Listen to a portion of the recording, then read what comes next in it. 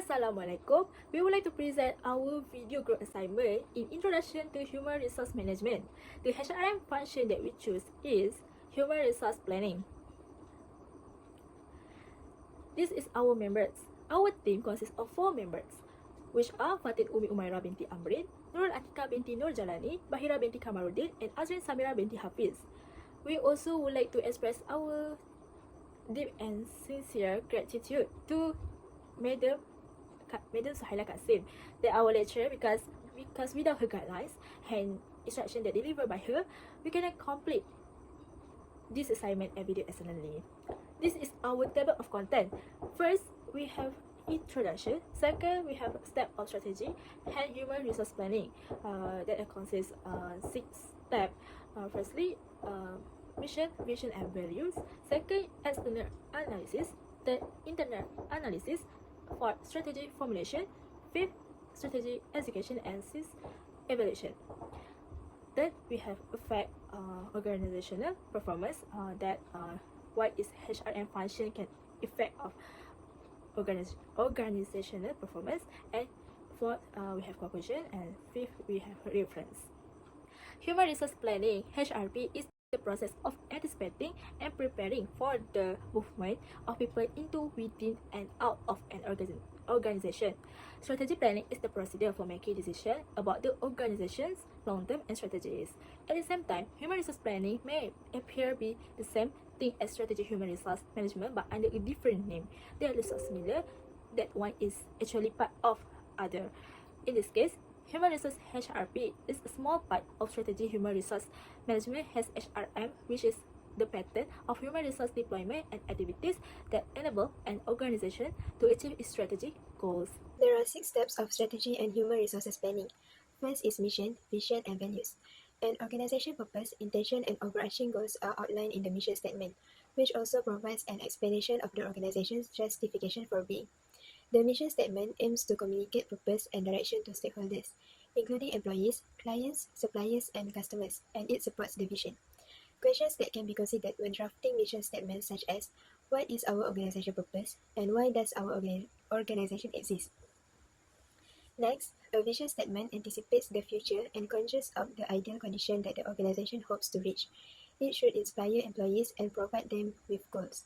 Questions that can be considered when drafting vision statements such as, what problem are we seeking to solve, where are we headed, what would we look like 10 years from now?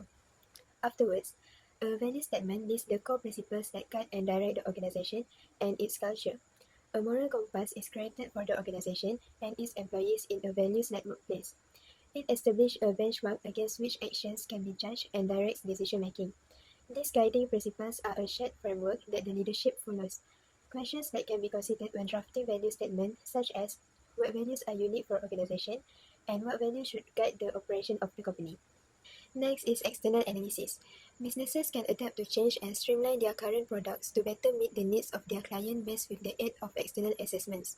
Whether you are a finance expert or a business owner, doing an external study can assist you to lead your organization to success. External analysis, often termed environmental analysis, is the process by which firms objectively examine the changes in their industry and the broader world that potentially affect their existing business operations. Companies do this to ensure they can adapt to changes and continue to prosper within an industry.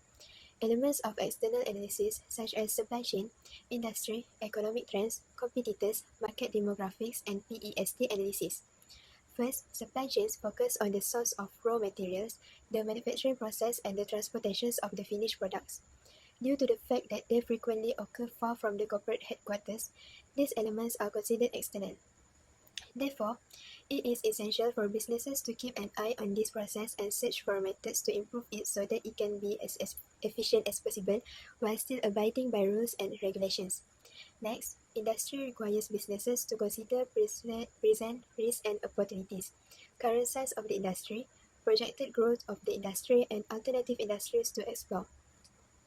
Businesses can take proactive steps to guarantee their company thrives despite changes in their sector by analyzing these variables. Third external analysis element is economic trends. Businesses can adjust by keeping an eye out for anticipated changes in economic patterns, including interest rates, inflation, trading rules, and recession levels. More specifically, it assists a business owner in determining how these factors may impact their level of profitability over a specific time period. Other than that, competitors focus on the number of current industry competitors with similar products, prices, target audiences, and overall company sizes, potential barriers to enter a new industry, and results of complementary products or services. A company can determine the ideal price point to utilize, other industries to explore, steps to improve product quality, and marketing strategies to sustain a profitable firm by reviewing these aspects of its industry competitors. Afterwards, the needs of the target market are taken into account when determining if a company's present products and marketing strategies are effective. The factors for market demographic including age, income or economic status, location of residence, hobbies and interests, how the products or services have improved life. In order to deliver messages to its customers that resonate with them and products that benefit them in their everyday lives, business can improve their present marketing efforts and even the products or services they offer by taking into account these elements. Lastly, conducting a PEST study is another technique to assess all external elements that can have an impact on a firm. Using this technique, business leaders can examine the influence of politics, economics, society, and technology on their success. In order to ensure that businesses owners do not miss anything important when performing an external review of their firm, a PEST study is a wonderful tool for giving them an overview of these components. Next is internal analysis. An organization's internal components are examined as part of an internal analysis in order to evaluate its resources, assets, strengths, competences, capabilities, and competitive advantages. The identification of the organization's strengths and weaknesses aids management during the decision-making, strategy formulation, and execution phases. In other words, a corporation can evaluate what it can do to increase internal competence to manage execution and change by doing an internal analysis. Any business plan should be built upon an internal analysis of strategic management. First is gap analysis. Gap analysis is an evaluation tool that enables businesses to pinpoint internal issues and performance gaps. It is an easy-to-use framework. It assists in making comparisons between the present organizational state and the intended future state. It makes it simpler to develop a sequence of activities to close the gaps by assisting in recognizing and comprehending the gaps between the two states. Gap analysis aids management in determining whether their organization is operating at peak efficiency. Additionally, it aids in identifying problems with resource allocation, planning, and production. Next, a strategy evaluation examines the outcomes of the application of a strategic plan. It is helpful to constantly evaluate plan to make sure that everyone is aware of it and following it. A strategy evaluation needs to be carried out such an assessment every 6 months, once a year, or following the implementation of a revised business strategy. It really depends on how many adjustments attempting to make. The strategy evaluation process is reviewing strategic plans' objectives and determining how successful strategic management actions were in achieving them. Other than that, one of the more well-known and frequently applied business analysis framework is SWOT analysis. It is well liked for its effectiveness and simplicity. It includes both an internal and external analysis. The 4 components of the SWOT matrix are the source of its name: strengths, internal; weaknesses, internal; opportunities, external; and threats, external. SWOT analysis can help to find a profitable market niche and increase market share. It enables businesses to find outside opportunities they may take advantage of while also pinpointing internal causes of problems. Additionally, it lowers the possibility of impending threats. Now, I will present to you about another step of strategy and human resource planning, which is strategy formulation. Okay, first thing first, the definition of strategy formulation is the process of using available knowledge to document the intent direction of a business and the actionable steps to reach its goals. First thing first, human resource management should serve as a link between human resource management and overall strategic planning in the organization.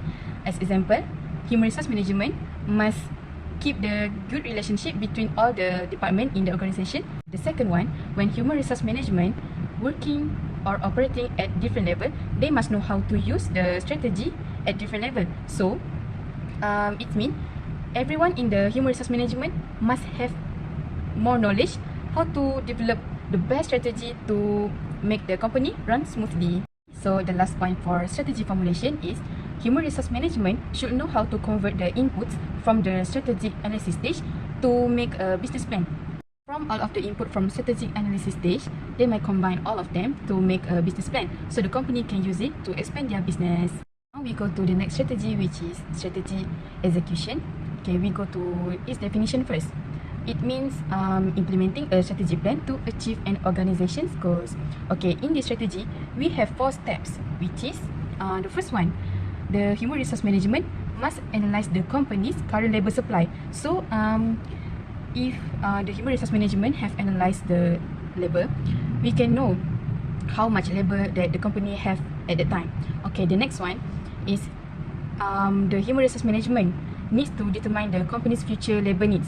Means, as example, give you an example, if the company want to upgrade their system, they must hiring a worker that have a knowledge in technology. So they cannot hire a worker that don't have any ability in technology. So that's the second point. Okay, the next step, human resource management must balance the company's labor needs with its supplies of employees, because we don't want the workers come to work and don't do anything by wasting their time. Step in strategy execution is this management must develop and implement the human resource plan throughout the organization. When the worker that we want is still not enough, we can hiring more and more until we meet the worker that meet our criteria. We have come to the ending for the topic steps of strategy and human resource planning, which is evaluation.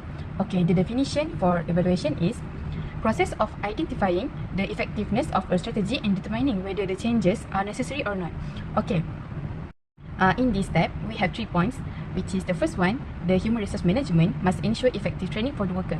As example, maybe the company can send the worker to seminar so that they can gain more knowledge, new knowledge, and maybe the knowledge that they had from the seminar, they can use it to improve their work in the future. The second point is human resource management must monitor the employee capabilities. So, if the worker not performing well, maybe the human resource management can send them to seminar for gaining more knowledge to improve their work. Okay, but if the workers performing well, human resource management or the company can give them some reward for making them maintaining the performance. Next, I will continue with the impact of human resource planning. The impact of human resource planning on organizational performance can aid in addressing the issue of staffing, shortage, and surplus. Planning for human resource ensure that the business has the appropriate number of employees with the required skills to meet its goals and objectives. Coordinating personnel with the organizational plans can increase their productivity and performance at work. Additionally, by providing them with training, human resource planning can aid in the production of more highly skilled individuals. Human resource planning helps identify the ability and knowledge needed by employees to perform their jobs well. It aids in the formulations and execution of training and action development plans that boost employees' capacity and allow them to contribute more effectively to the goals of the organization. Staff with the right education and training are better equipped to overcome obstacles, adapt to shifting market conditions, and boost organizational performance. Planning for human resource considers factors that influence employees' engagement and motivation. By encouraging a healthy work environment, providing a chance for growth, and recognizing and rewarding employees' accomplishment, organization may boost employees' engagement and satisfaction. Employees who are inspired and engaged are more inclined to go above and beyond, increasing output and improving organizational success. Last but not least, hire the right employees with the proper talent. By identifying talent gaps within the organization, strategies are developed as part of human resource planning to attract, hire, and retain competent individuals. Through proactive personnel management, human resource planning aids company in creating an effective staff. Following this, there is an uptick in productivity, enhanced employee satisfaction, and decreased turnover rate, all of which have a positive impact on organization performance. In conclusion, there are many effects on organizational performance in the choosing human resource management HRM function, which is human resource planning. This HRM function has good effect if human resource planning can be done well and regularly. Therefore, human resource planning is the most important element in successful human resource management. This is because it is a process where the organization ensure that it has the right number and the type of people in the right place in the right time, able to complete tasks effectively and efficiently that will help the organization to achieve its overall strategic objective. So, to achieve optimal utilization of the organization human resource, a systematic human resource planning process is essential. So, this is our reference. You can see our reference, and that's all for us, and thank you.